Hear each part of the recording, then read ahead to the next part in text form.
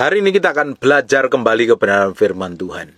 Kita seringkali diperhadapkan dengan hal-hal yang sulit, hal yang kita tidak pernah mengerti. Kenapa aku harus mengalami kejadian ini, dan kenapa ini harus terjadi kepadaku, dan lain sebagainya. Banyak orang mempertanyakan banyak hal. Kok ini rasanya tidak adil? Kok aku harus mengalami kejadian seperti ini? Kenapa orang lain tidak?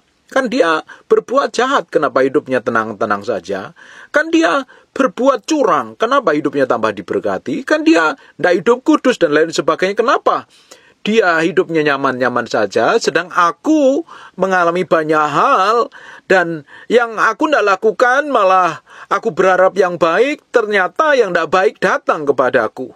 Kenapa ini semuanya terjadi? Banyak orang bertanya seperti itu. Suatu hari, ketika saya menghadapi banyak hal yang ruwet dalam hidup saya dan saya tidak ngerti kenapa itu harus terjadi, saya juga pernah mempelontarkan dalam hati saya tentunya. Saya berpikir, kenapa kok orang lain nggak ngalami sedang saya ngalami? Saya kan sudah berusaha melakukan yang terbaik untuk Tuhan. Saya berusaha melayani, saya berusaha bayar. Kenapa saya harus mengalami banyak hal ini? Sedang orang lain mudah sekali mengalami breakthrough, terobosan, mengalami mujizat, dan lain sebagainya. Ternyata apa yang kita tidak pernah mengerti di depan itu sudah Tuhan punya rencana, Tuhan sudah siapkan sesuatu yang seakan-akan kita ini mempertanyakan segalanya, padahal Tuhan punya rencana yang jauh lebih powerful, rencana yang jauh lebih indah. Tuhan punya rencana hal-hal yang tidak pernah kita pahami. Memang kalau rencana Tuhan kita pahami, kita bisa melakukan segala sesuatu semau kita sendiri. Pada kenyataannya, memang rencana Tuhan itu susah dan tidak terselami oleh pola pikir dan cara pandang kita. Bagian kita yang harus kita mengerti dan tahu adalah berjalan dalam pusat kehendaknya, menyerahkan diri sepenuhnya kepada Tuhan. Hari ini kita nggak ngerti dengan apa yang Tuhan lakukan. Hari ini kadang kita nggak pernah tahu apa yang Tuhan sedang izinkan terjadi, ujungnya sampai kemana, akan menjadi seperti apa, dan lain sebagainya. Ketika saya memutuskan ngikutin panggilan Tuhan dalam hidup saya sejak saat itu dedikasikan hidup saya sepenuhnya untuk Tuhan. Saya tidak tahu ujungnya sampai mana, dan saya akan seperti apa pelayanan saya akan jadi apa, saya tidak pernah tahu. Saya mengalami banyak tantangan. Kadang ngalami tekanan yang hebat, seakan dibawa ke dalam lembah kekelaman, dan seakan-akan jalan buntu, nggak ada pengharapan sama sekali. Padahal saya bayar harga, saya ikut Tuhan, saya doa dan puasa. Saya dedikasikan hidup saya untuk melayani Tuhan. Saya diperhadapkan masa-masa sulit kadang. Bertahun-tahun, pelayanan saya nggak jadi apa-apa. Saya menyerahkan diri saya jadi hamba Tuhan. Dari tahun 97, saya berikan hidup saya sepenuhnya untuk Tuhan. Saya dedikasikan seluruh hidup saya untuk melayani Tuhan. Berjalannya waktu, saya nggak pernah tahu pelayanan saya akan seperti apa. Dan saya nggak pernah tahu apa yang akan terjadi ke depan loh. Kadang dibawa ke dalam hal yang sulit sekali. Hal yang rasanya kok saya nggak terima. Ketika mulai kelihatan pelayanan, sedikit kelihatan pelayanan di tahun awal 2000-an. Dan ternyata itu bagian dari yang Tuhan izinkan. Dan Tuhan bawa dalam proses-proses yang rasanya kok kayak begini terjadi. Tidak berhenti sampai situ loh. Terus Tuhan persiapkan. Terus persiapkan. Sampai kapan ini Tuhan seperti ini terus? Orang tidak kenal saya. Hanya beberapa orang yang tahu saya. Orang nggak mau dengerin khotbah saya dan lain sebagainya. Saya ini jadi hamba Tuhan kok seperti ini. Oh, teman-teman saya sudah hebat. Sudah pelayanan, bahkan jadi gembala. Pelayanan ke luar negeri. Keliling Indonesia. Jadi hamba Tuhan terkenal, mengembalakan ribuan jemaat dan lain sebagainya. Mereka lebih hebat. Bahkan anak-anak rohani yang saya muridkan jauh lebih hebat dari saya. Sedang saya, waktu itu, saya nggak tahu ke depannya seperti apa. Bagian saya yang saya lakukan hanya doa, puasa, sembah Tuhan, hidup dalam kebenaran. Saya bangun bisnis, saya bangun usaha. Dan terus saya lakukan yang terbaik, seperti yang saya mengerti sesuai dengan kehendak Tuhan. Saya tetap lakukan bagian saya tetap tanggung jawab, saya tetap pelayanan. Dan belum terlihat apa-apa loh. Tetap saya lakukan yang terbaik. tetap saya lakukan, tetap saya lakukan. Sampai setelah berapa tahun, hampir 24 tahun, baru Tuhan buka jalan dan orang baru kenal saya. Orang mau dengerin apa yang saya sampaikan. Orang mau undang saya pelayanan. Orang mau dimuridkan, bahkan mencari saya untuk dimuridkan, dimentorin dan lain sebagainya. Tuhan buka jalan dengan caranya yang ajaib. Bertahun-tahun saya tidak pernah tahu ujungnya seperti apa. Bagian saya ketika saya nggak tahu jalan yang kelihatan buntu itu. Bahkan suatu hari saya ngadapin masalah yang berat sekali menurut saya. Besok seakan-akan udah nggak ada masa depan. Nggak tahunya sampai hari ini Tuhan pelihara. Sampai hari ini Tuhan berkati. Sampai hari ini Tuhan siapkan sesuatu yang ajaib menurut saya. Tuhan urapin saya. Tuhan berikan hikmat, pengertian, dan pengetahuan. Saya mengalami benar-benar titik yang luar biasa. Orang lain mungkin nggak pernah tahu dan saya nggak pernah saksikan. Saya mengalami titik di mana waktu itu seakan-akan saya tidak punya pengharapan lagi dan tidak punya masa depan lagi karena saya nggak tahu saya ini jadi hamba Tuhan. Kok kayak begini kejadiannya? Setelah saya melayani bertahun-tahun sampai hari ini, saya pun masih diproses Tuhan. Beberapa bulan yang lalu saya diproses Tuhan. Beberapa tahun yang lalu saya diproses Tuhan, diremukkan. Sampai pengharapan saya itu bukan usaha, bukan bisnis, bukan keuangan saya, bukan rekening saya. Pengharapan saya harus dibikin. Hanya Tuhan saja pengharapan saya. Karena saya hamba Tuhan, saya melayani Tuhan, yang gaji saya Tuhan. Yang kirim berkat Tuhan. Hanya Tuhan pakai orang-orang tertentu yang memberkatin saya. Pakai usaha saya, pakai pelayanan saya, dan lain sebagainya. Bapak Ibu, kadang kita ini ikut Tuhan. Nggak pernah ngerti apa yang terjadi ke depannya seperti apa. Dan akan ngalami apa. Tapi malah diizinkan kejadian-kejadian yang ruwet mungkin. Pusing, hampir putus asa.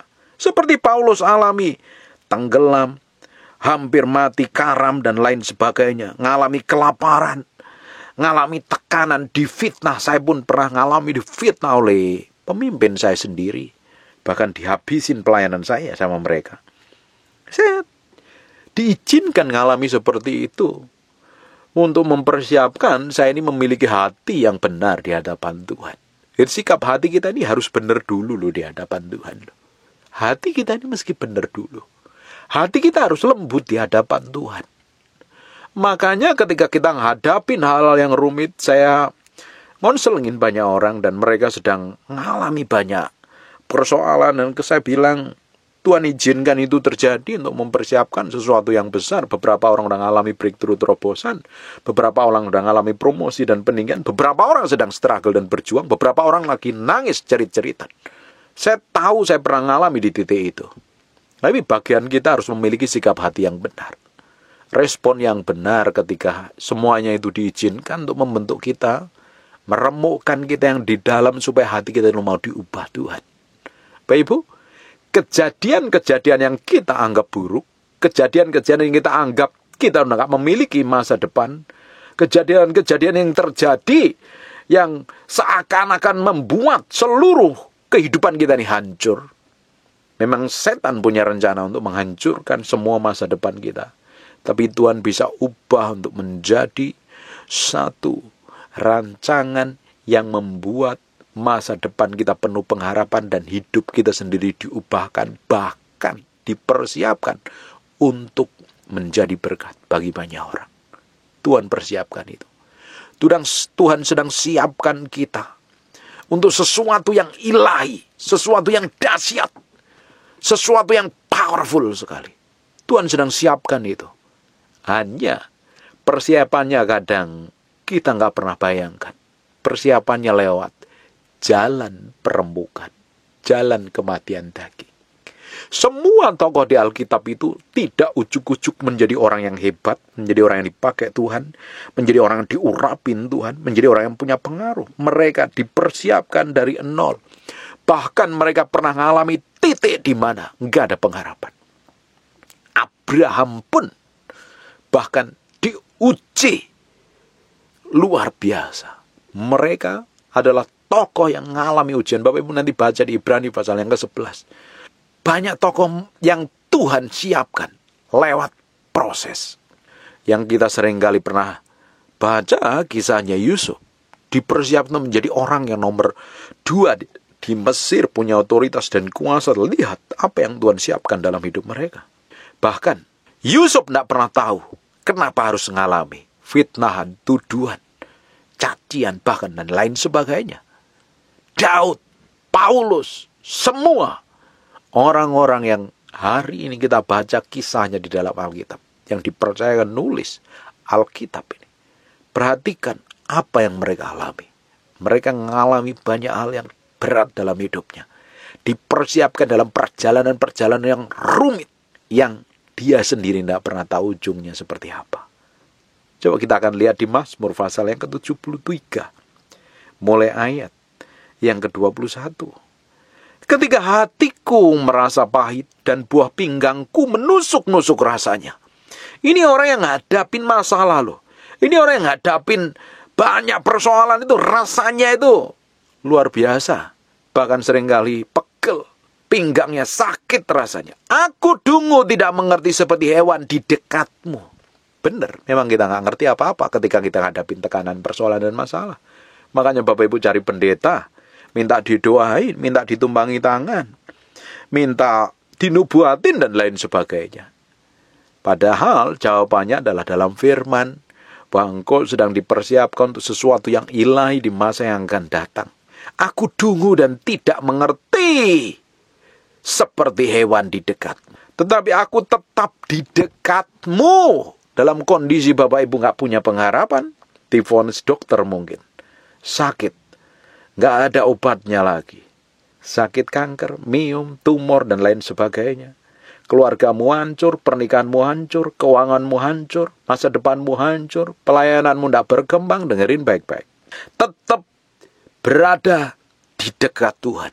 Dalam kondisi kita nggak ngerti apa-apa, cari Tuhan. Beberapa bulan yang lalu ketika saya nggak bisa jalan, hampir 2 minggu lebih.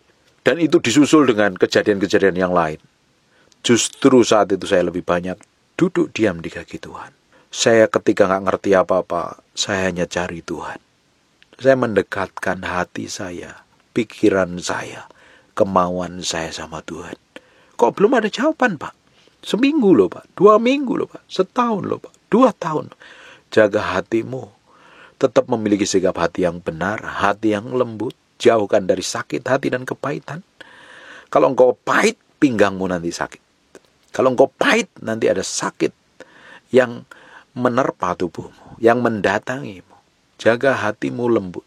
Tetap mau berubah, tetap mau dibentuk, tetap mau diproses lewat kejadian, lewat keadaan, lewat situasi, lewat kondisi. Dekat sama Tuhan. Cerita sama Tuhan. Ngomong sama Tuhan. Semakin kau dekat, semakin kau nempel dengan Tuhan, semakin kau ngerti firman-Nya. Kalau saya ngomong dekat dengan Tuhan, bukan hanya sekedar bapak dan ibu ini berdoa minta terobosan, minta dipulihkan, minta disembuhkan, minta diberkati, minta dipromosi. Tapi engkau harus kenal hati Tuhan. Engkau harus berdiam diri di dalam hadirat-Nya. Pingin kenal hati Tuhan lebih dari apapun. Cari Tuhan, cintai Tuhan. Pak, aku dosa, aku berdoa itu bosen, Pak. Pak, aku melakukan dosa, Pak. Aku jatuh dalam dosa lagi, Pak. Mulutku jahat dan lain sebagainya. Tetap cari Tuhan dan minta ampun sama Tuhan. Kejar Tuhan. Ketika hatimu lembut mau diubahkan, engkau sering tetap jatuh dalam dosa. Kejar Tuhan dan cintai Tuhan. Kasihin Tuhan, hormatin Tuhan. Nikmatin, tetap tinggal di dalam hadirat-Nya.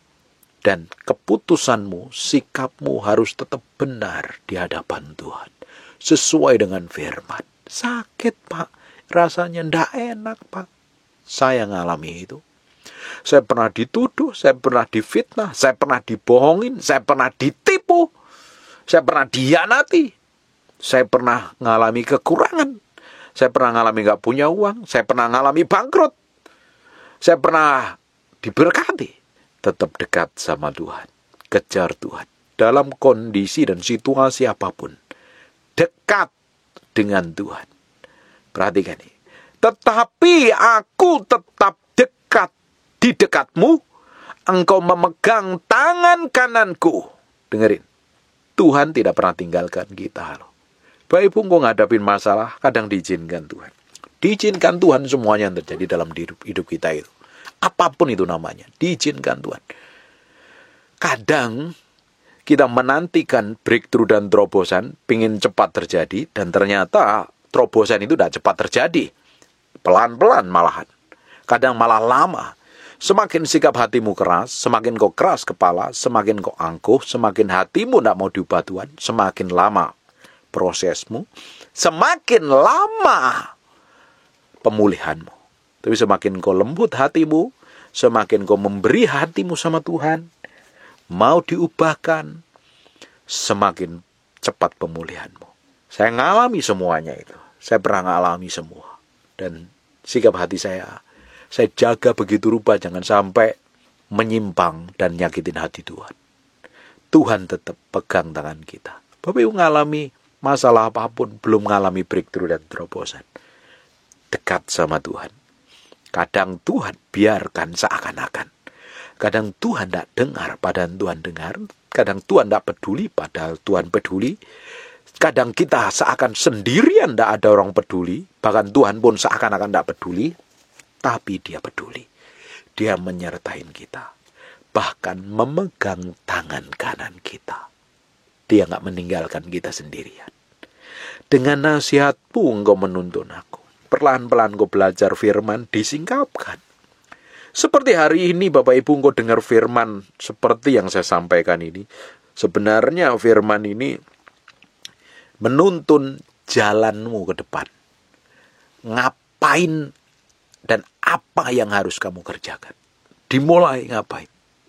Dekat dengan Tuhan. Ngerti kebenarannya.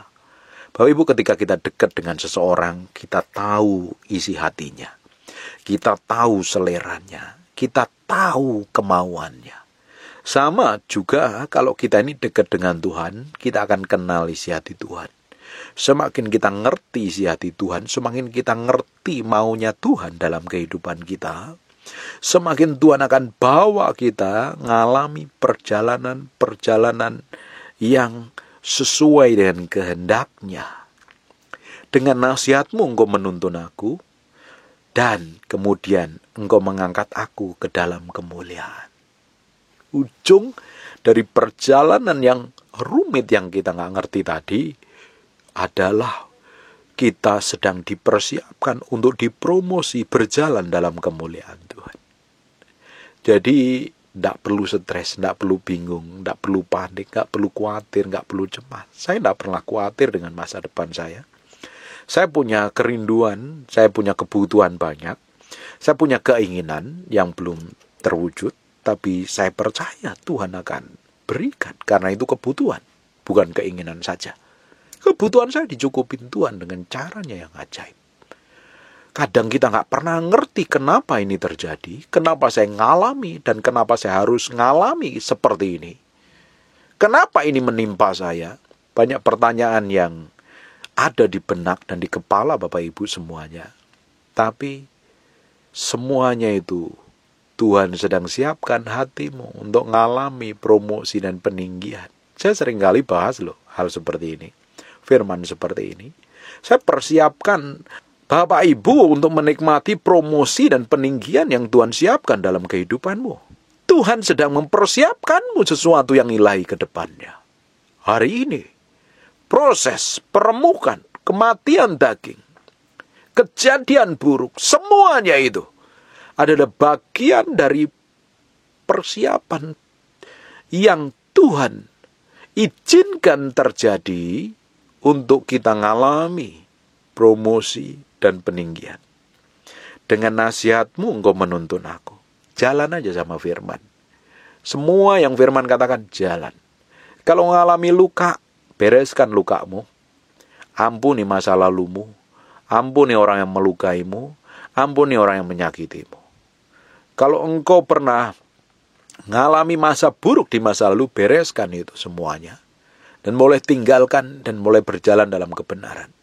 Ketika engkau mulai berjalan dalam kebenaran, ketika engkau mulai dekat dengan Tuhan, tentunya kalau engkau dekat dengan Tuhan, engkau nggak akan melakukan dosa. Kalau hubunganmu benar dengan Tuhan, tentunya engkau nggak akan mudah jatuh dalam dosa. Ketika hatimu benar di hadapan Tuhan, engkau pasti dengar firman, dan engkau pasti berjalan sesuai firman. Ketika engkau mulai jalan sesuai firman, sekalipun tidak enak, karena ada harga yang harus dibayar, pikul salib sangkal diri mati daging. Dan apa yang terjadi? Pelan-pelan Tuhan akan mengangkat engkau di dalam kemuliaan.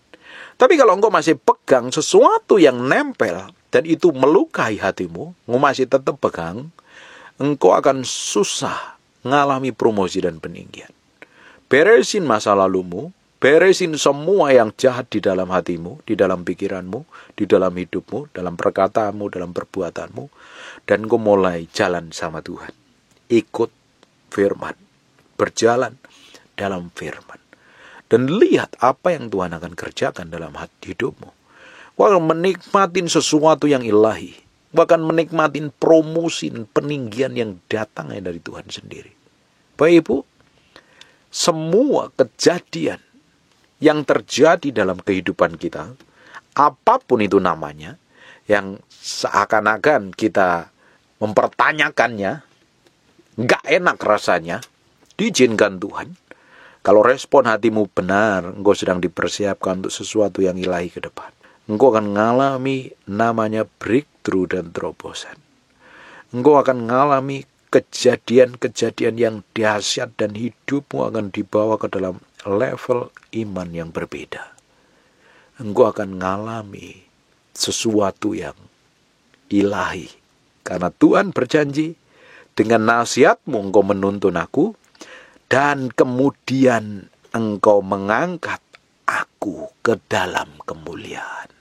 Perhatikan di ayat yang ke-25-nya. Ini ayat yang terkenal. Siapa gerangan ada padaku di surga selain engkau? Benar enggak? Hati kita nempelnya sama Tuhan. Kalau hatimu nempel sama Tuhan, cepat atau lambat, Tuhan akan promosi. Perjalanan pelayanan saya sebagai hamba Tuhan itu tidak mudah. Bukan hamba Tuhan karbitan, bukan hamba Tuhan kemarin sore yang baru pelayanan belajar khotbah. Saya melayani lama. Dari tahun 98 saya sudah khotbah. Saya pelayanan, saya doa, saya puasa, saya bayar harga. Dan ternyata bertahun-tahun saya nggak ngalami promosi peninggian loh. Bahkan seringkali seakan-akan gak ada pengharapan. Difitnah sering, dimaki-maki sering, dituduh, dihianatin sering. Tapi di ujungnya saya menikmati ketika hati saya nempelnya sama Tuhan. Tuhan mengangkat saya di dalam kemuliaan. Sampai hari ini saya menikmatin semua kebaikan dan kemurahan itu. Semua kejadian burukmu Tuhan akan bawa engkau mengalami promosi dan peninggian. Ketika engkau dipromosi dan peninggian, hatimu sudah diubahkan. Bapak Ibu, bayangkan ketika engkau dipromosi, dipakai Tuhan, diurapi, diberkati luar biasa. Tapi engkau masih tinggi hati dan keras kepala. Berkat yang diberikan Tuhan, promosi yang diberikan Tuhan itu bisa menghancurkan hidupmu. Makanya diizinkan proses itu terjadi. Siapa gerangan ada padaku di surga selain engkau? Selain engkau tidak ada yang kuingini di bumi. Ini tidak gampang, ini tidak mudah. Kita masih punya keinginan yang lain kok. Nyatanya waktu kita lebih banyak kita pegang handphone daripada duduk diam di kaki Tuhan kok.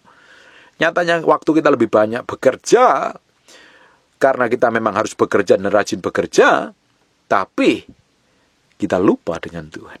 Nyatanya keinginan kita yang duniawi masih banyak. Benar ayat ini belum digenapi kok. Dalam diri kita sampai kita ini pikul salib sangkal diri mati daging. Selain engkau tidak ada yang kuinginin di bumi. Ini orang yang mati daging, pikul salib sangkal diri. Kalau engkau masih kepahitan, sakit hati, jengkel, berzina, melakukan dosa, menipu, bohong, bersaksi palsu, apalagi motivasi busuk, motivasi jahat, cinta akan uang, pelit, kikir, medit, melekik. Mulutnya jahat, tukang gosip, tukang hakimi, tukang nuduh orang lain. Perbuatan itu, Tuhan bukan yang kamu ingini. Kalau engkau sudah pikul salib, sangkal diri, mati daging, baru engkau bisa ngomong. Selain engkau, tidak ada yang ku ingini di bumi. Ini orang yang pengennya Tuhan. Ketika orang yang pengennya Tuhan, yang dikejar Tuhan, dia akan dapat semuanya. Dia akan mengalami damai sejahtera seperti gelombang lautan yang sambung menyambung. Seperti aliran air yang tidak pernah berhenti. Sekalipun dagingku dan hatiku habis lenyap, gunung batuku dan bagianku tetaplah Allah selama-lamanya. Engkau mesti mati daging dulu loh. Ini ada lagunya ini.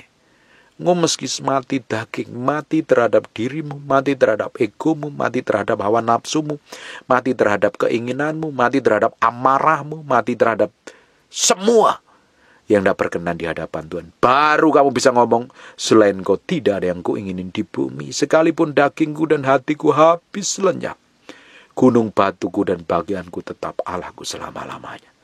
Baru bisa ngomong seperti itu.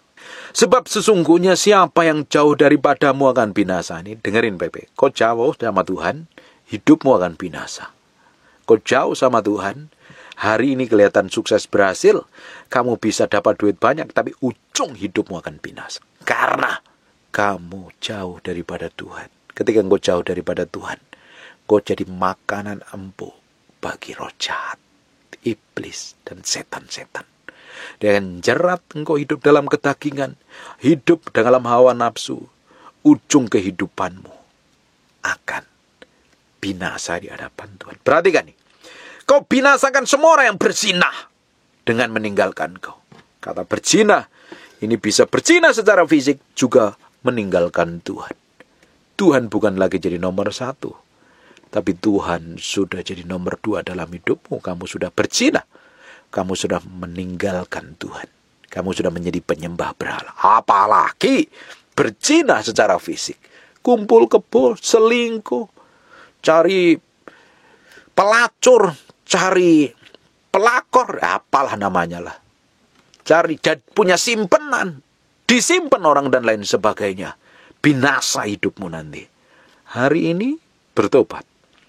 Tetapi Aku suka dekat dengan Allah. Ini orang yang hatinya berubah, hatinya dijamah Tuhan, hati yang mau bertobat, itu pinginnya dekat Tuhan.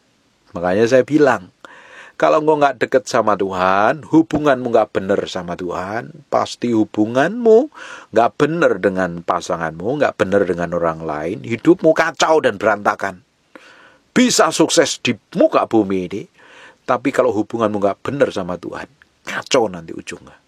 Orang yang hubungannya nggak benar dengan Tuhan itu ya, pasti hubungannya dengan orang lain nggak benar kok. Kacau, kelakuannya buruk, karakternya jelek, sikapnya jelek, bencekno dan lain sebagainya. Tapi orang yang dekat dengan Tuhan akan ngomong begini, aku menaruh tempat perlindunganku pada Tuhan Allah, supaya dapat menceritakan segala pekerjaannya. Saya pernah khotbah tentang ini. Di balik semua kejadian yang terjadi dalam diri kita, Tuhan sedang mempersiapkan suatu kesaksian yang ilahi dalam hidup kita. Suatu hari kita akan ceritakan kepada banyak orang bahwa kita pernah mengalami di titik itu dan orang akan diubahkan melalui kehidupan kita. Kalau engkau ngalami apapun yang buruk hari ini, nikmatin jalan sama Tuhan.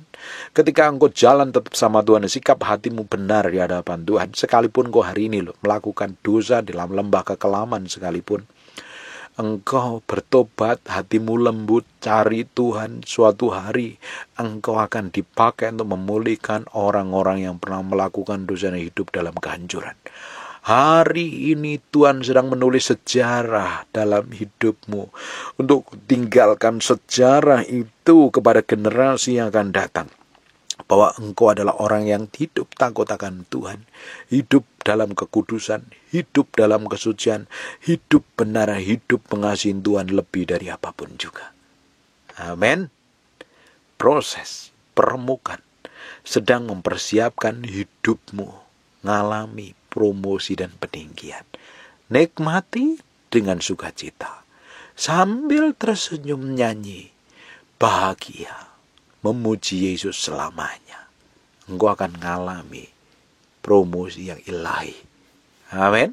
Tutup matamu, tutup Alkitabmu, kita berdoa. Bapak, terima kasih buat firman-Mu. Kami percaya firman ini akan mengubahkan hati kami, membentuk kami yang di dalam ini, untuk diubahkan sesuai dengan kehendak-Mu. Kuduskan, sucikan kami Tuhan, dan kami materaikan firman-Mu dengan darah anak domba Allah. Berkati setiap orang yang rajin mendengar firman-Mu, dan kami percaya setiap orang yang mendengar firman-Mu diubahkan, diberkati, dipromosi, dipakai Tuhan luar biasa. Bagimu segala pujian, hormat, pengagungan. Allah yang Maha Perkasa, Allah yang luar biasa. Bapa, kamu berdoa untuk orang yang sakit dan mengalami kelemahan tubuh oleh bilur Yesus, oleh darah Yesus, jadilah engkau tahir, jadilah engkau sehat, jadilah engkau sembuh. Kami berdoa dalam nama Yesus. Kami percaya anugerah, kemurahan-Mu, kasih setia-Mu melimpah dalam kehidupan kami mulai hari ini sampai selama-lamanya. Dalam nama Yesus kami berdoa dan mengucap syukur. Haleluya. Amin. And God bless you. Percuma kalau kita datang ibadah ini, Bapak Ibu nggak terima sesuatu. Bapak Ibu akan terima sesuatu ketika roh Tuhan mengurapimu. Engkau pulang jadi orang yang diurapin Tuhan. Bangkit beri sama-sama.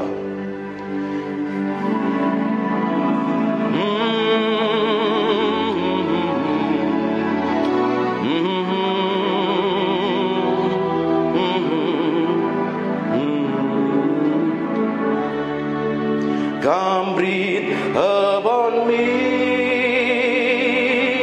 breath of God. Breathe upon me, Spirit of the Lord. As I lift my hand in surrender, tutup matamu dan sebagainya. To your name, Most High.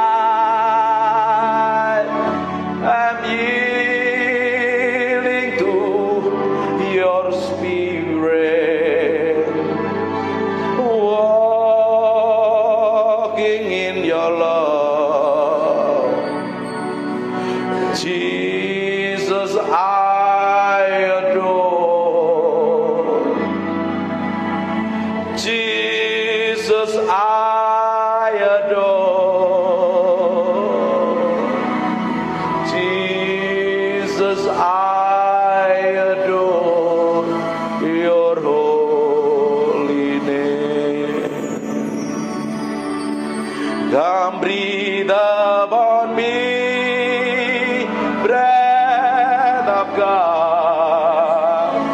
Breathe upon me, Spirit of the Lord. As I lift my hand in surrender to your name, Most High, I'm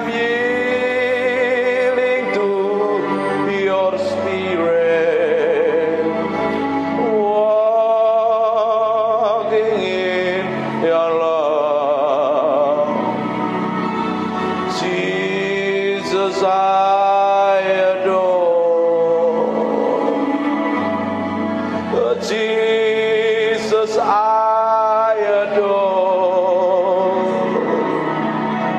Jesus, I adore your holy name. Terus Tuhan. Inara lamanya siribini mianamu. Ini miana naramu. Terus angkat suaramu sembah Dia. Maka namanya sirimiana nama. Terus sembah Dia. Nyanyikan mazmur yang keluar dari hatimu, sembah Dia.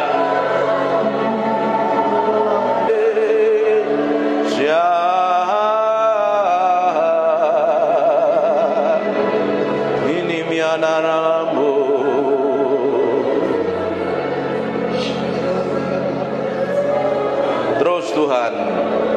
Biar pengurapan-Mu turun dalam ruangan ini. Buat sesuatu yang berbeda siang hari ini. Bukan karena kami, tapi karena Engkau. Hadirat-Mu memenuhi orang yang haus dan lapar akan Engkau. Urapan-Mu sedang turun dalam ruangan. Terus semakin kuat. We thank You, we praise You, we adore You. We thank You, we praise You, we adore You. Terima kasih siang hari ini. Terima kasih Tuhan. Terima kasih. Terima kasih.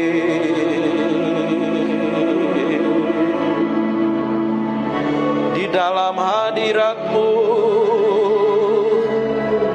kami diubahkan mengenal Engkau. Di dalam hadirat-Mu kami mencintai-Mu.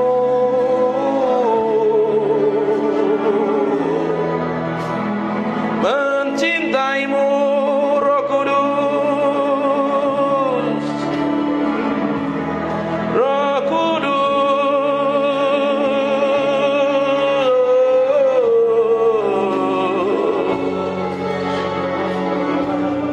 We love You.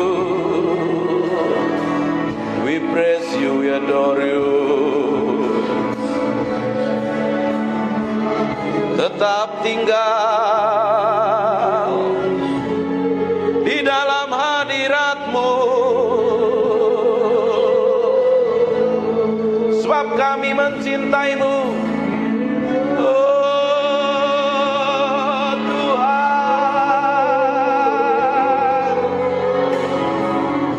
Tuhan, Tuhan.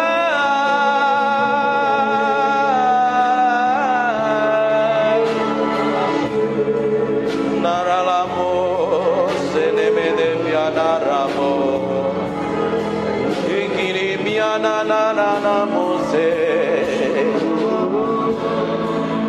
ikini biena namoso.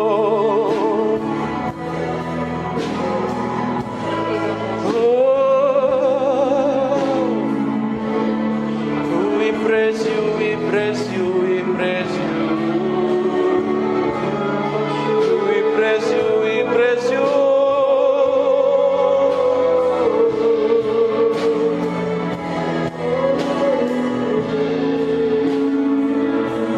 Berlama-lama dalam hadirat-Mu,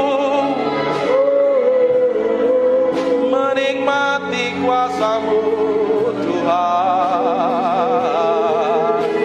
Tuhan, inananaramore, ikinemiananaranamos. Terima kasih Tuhan. Biar roh hikmat wahyu turun di antara kami, menyingkapkan pribadi-Mu yang ajaib, sehingga kami mengerti kehendak-Mu, berjalan dalam pusat hati-Mu. Oh Tuhan, siang hari ini urapi kami semua tanpa terkecuali. Kami adalah orang yang mencintai-Mu dan mengasihi-Mu.